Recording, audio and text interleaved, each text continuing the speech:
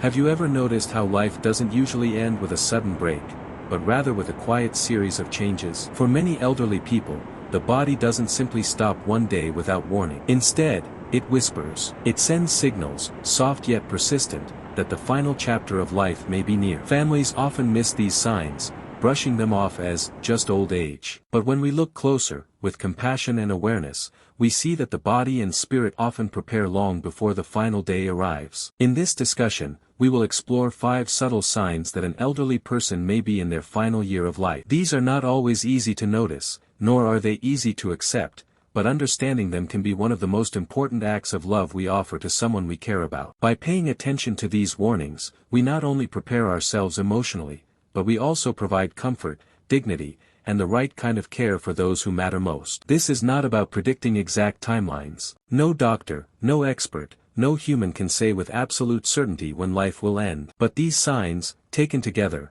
are powerful indicators that the body is winding down. And when we see them, it's a gentle reminder that time may be shorter than we wish, and love must be expressed more openly than ever before. Let us begin. The first sign: profound fatigue and withdrawal. Fatigue in old age is common, but there is a deeper kind of tiredness that signals more than just aging. It's not just the "I need a nap" kind of exhaustion. It's a whole body weariness, a quiet giving up of energy, a step away from life itself. An elderly person in their final year often begins to withdraw from activities they once enjoyed, from conversations, sometimes even from eating and daily habits. You may notice that they spend more time sleeping, not just at night but throughout the day. And when they are awake, they appear drained, as though the effort of simply being present requires all the energy they have. Families often mistake this for depression. But while sadness may be a part of it, the truth is that the body is simply redirecting energy. Less is given to physical activity. Less is given to social interaction. The body conserves what little strength it has left for the most essential functions: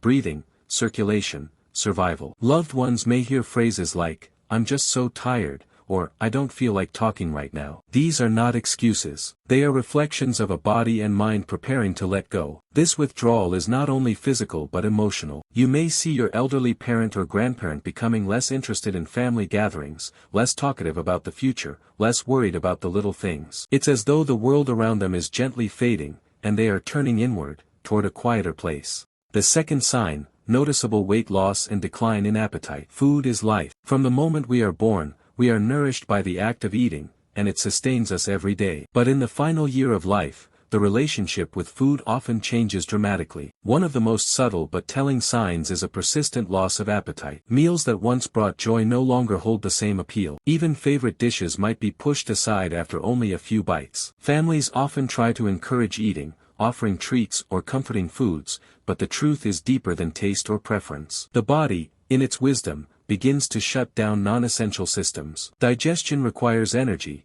and when the body senses that survival is nearing its natural end, it stops demanding the same fuel it once craved. This is not neglect. It is nature's way of slowing down. You may also notice a steady weight loss, sometimes dramatic, even when food intake doesn't seem drastically reduced. This happens because the body is breaking down muscle and fat reserves, using them for energy as it prepares for the final stages. Families often panic at this stage, trying to force food, sometimes even turning to supplements or feeding tubes. But it's important to remember that appetite loss in the final year is not something to be fixed. It's a process to be understood, respected, and supported with comfort rather than pressure. The third sign: increased medical complications and hospital visits. Another subtle but important signal is the rise of health crises, small, frequent, and seemingly endless. A person who once managed their chronic conditions with ease may suddenly find themselves in and out of the hospital. Infections, respiratory problems, falls, or heart issues become more frequent. What was once an occasional trip to the doctor now feels like a revolving door of medical visits. Each hospital stay leaves them a little weaker,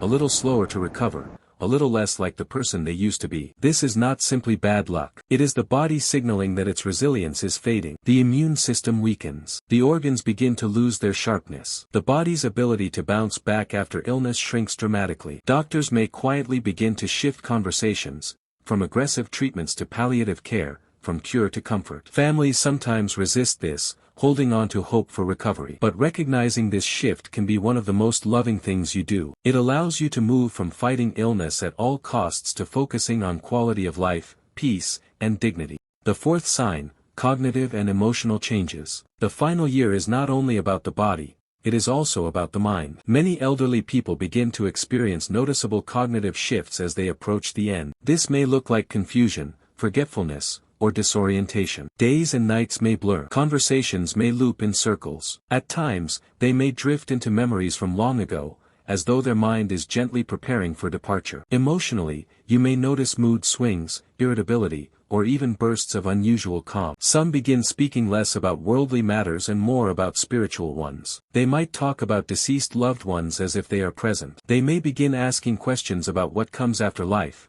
or they may grow silent, holding their thoughts close. This is not always easy to witness. Families often feel a mix of sadness and frustration, wishing to bring back the sharpness and clarity that once defined their loved one. But in truth, these changes are part of the natural letting go of earthly attachments. Sometimes, you may even hear them speak of going home or being ready. While unsettling, such words can also be a gentle signal that they are at peace with what is coming, even if the family is not. The fifth sign, changes in breathing and physical function. Perhaps the most visible and profound sign that the final year is near is the gradual decline in physical functioning. Mobility becomes more limited. Walking becomes slower, shakier, sometimes impossible without assistance. Falls may become more common. You may notice swelling in the legs or feet, skin becoming thinner and more fragile, or wounds taking longer to heal. These are outward signs of a body struggling to maintain its inner balance. Breathing patterns may also change. At first, it may simply be shortness of breath during activity, but as time progresses, you might notice irregular breathing,